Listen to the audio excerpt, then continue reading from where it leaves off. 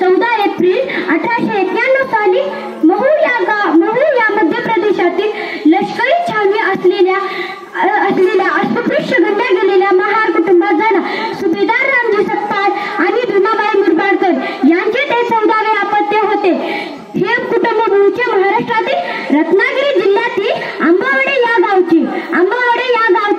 त्यांचे पूर्वज ब्रिटिश सैन्यात नोकरी करत असत. त्यांच्या वडिलांना मराठी व इंग्रजी भाषेत थोडेफार शिक्षण मिळाले होते व त्यांनी आपल्या मुलांना शिकण्यास प्रेरणा दिली. Doctor Babasaheb Ambedkar MC stalls रस्त्यावरील सरकारी शाळेत 1907 मध्ये पहिले अस्पृश्य विद्यार्थी बनले. 1908 मध्ये मुंबई विद्यापीठाच्या महाविद्यालयात एल्फिन्स्टन महाविद्यालयात प्रवेश घेतला. हा प्रसंग लोकांनी अभिमानाने साजरा केला.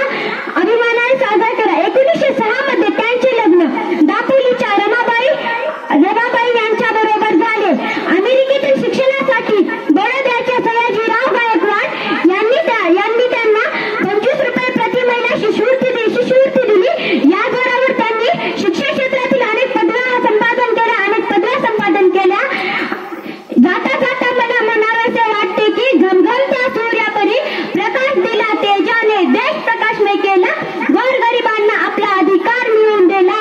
आणि 6 डिसेंबर 1956